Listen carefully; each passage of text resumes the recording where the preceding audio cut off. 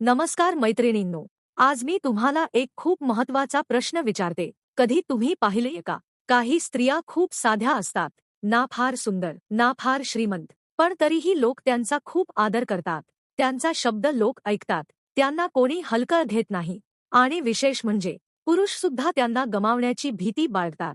आणि मग आपण स्वतःला विचारतो, माझ्यात काय कमी आहे? मी इतकी देऊनही मला किंमत का नाही? मैत्रिणींनो, आज मी तुम्हाला एक सत्य सांगणार आहे. स्त्रीची किंमत नशिबाने नाही वाढत, ती वागण्याच्या सायकॉलॉजीने वाढते. आजच्या व्हिडिओमध्ये मी तुम्हाला अशा 3 गोष्टी सांगणार आहे, ज्या एकदा तुम्ही अंमलात आणल्या की लोक तुमच्याकडे पाहण्याची पद्धत बदलते, आदर वाढतो, किंमत वाढते आणि तुमचं व्यक्तिमत्व आकर्षक होतं. चला तर मग सुरुवात करूया. नियम 1, अवेलेबिलिटी कमी करा. मैत्रिणींनो, एक साधा प्रश्न, जर एखादी वस्तू तुम्हाला नेहमी सहज मिळत असेल तर तुम्ही तिची किंमत कराल का? नाही ना. पण जी गोष्ट मिळायला कठीण असते तिची किंमत जास्त असते. हीच सायकॉलॉजी नात्यांमध्ये लागू होते. समस्या काय होते? आपण काय करतो? तो मेसेज करतो लगेच रिप्लाय, तो फोन करतो लगेच उचलतो, तो बोलावतो आपण जातो, तो वेळ देतो आपण खुश. आणि हळूहळू आपण त्याच्या आयुष्यात नेहमी उपलब्ध होतो. आणि मेंदूची सायकॉलॉजी सांगते, जे नेहमी उपलब्ध असते त्याची किंमत कमी होते. छोटी कथा. एक मुलगी होती. ती तिच्या प्रियकरासाठी सगळं सोडून तयार असायची. तो रात्री 11 वाजता फोन केला तर ती जागी व्हायची. तो म्हणाला भेट तर ती काम सोडून जायची. सुरुवातीला तो खुश होता, पण काही महिन्यांनी तो तिच्याकडे दुर्लक्ष करू लागला. का? कारण त्याला माहिती होतं, ही कुठेही जाणार नाही. काय करायचे? अवेलेबिलिटी कमी म्हणजे दुर्लक्ष नाही, तर स्वतःचं आयुष्य महत्त्वाचं ठेवणं. तुमची कामं, तुमचं करिअर, तुमचे छंद, तुमचा वेळ, हे आधी, तो नंतर. जेव्हा तुम्ही व्यस्त असता तेव्हा समोरच्याला जाणवतं, ही स्त्री माझ्याशिवायही पूर्ण आहे. आणि तिथून तुमची किंमत वाढायला सुरुवात होते. भावनिक ओळ. मैत्रिणींनो, जो व्यक्ती तुमच्या आयुष्यात सगळ्यात आधी असतो त्याला तुमची किंमत कळत नाही. पण ज्याच्या आयुष्यात तुमच्यासाठी जागा मिळवावी लागते तो तुम्हाला जास्त जपतो. नियम 2, ॲक्शन ओव्हर वर्ड्स. हे नात्यांमधलं सर्वात मोठं सत्य आहे. सारखं सांगितलं तर शब्दांची किंमत कमी होते. शांत राहिलं तर उपस्थितीची किंमत वाढते. स्त्रिया सर्वात मोठी चूक काय करतात? तो अपमान करतो, तो दुर्लक्ष करतो, तो उशिरा रिप्लाय करतो. आणि आपण, तू मला वेळ देत नाहीस, मला वाईट वाटतं, माझी किंमत नाही तुला, हे सारखं सांगत राहतो. आणि हळूहळू तो ऐकणं बंद करतो.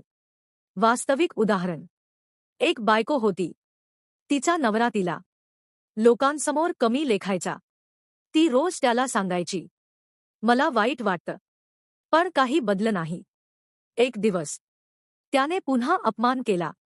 यावेळेस ती शांत झाली. ती उठली आणि त्या खोलीतून निघून गेली. दिवसभर बोलली नाही. त्या रात्री पहिल्यांदा नवराच तिच्याकडे आला.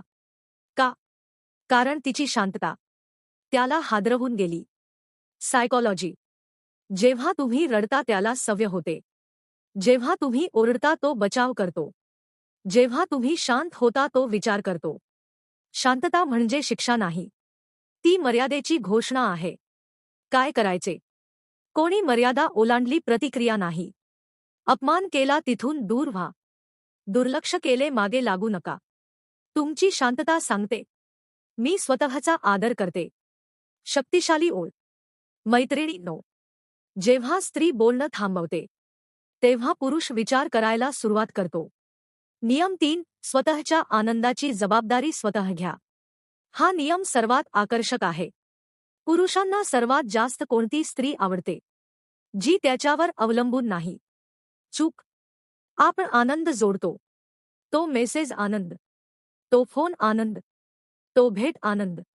आणि जेव्हा तो नसतो आपण रिकामं वाटतो. आणि मेंदू सिग्नल देतो, ही स्त्री माझ्यावर अवलंबून आहे. अवलंबित्व आकर्षण कमी करतं. कथा. 2 स्त्रिया.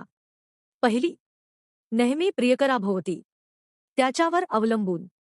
दुसरी, स्वतःच्या कामात, स्वतःच्या आयुष्यात, स्वतःच्या आनंदात. काळ गेला. पुरुष कोणाकडे जास्त आकर्षित झाला? दुसरीकडे. का? कारण ती स्वतःमध्ये पूर्ण होती. काय करायचे? स्वतःचा आनंद स्वतः तयार करा. छंद, मैत्रिणी, काम, शिकणं, स्वतःचा वेळ. जेव्हा तो पाहतो, ही माझ्याशिवायही आनंदी आहे,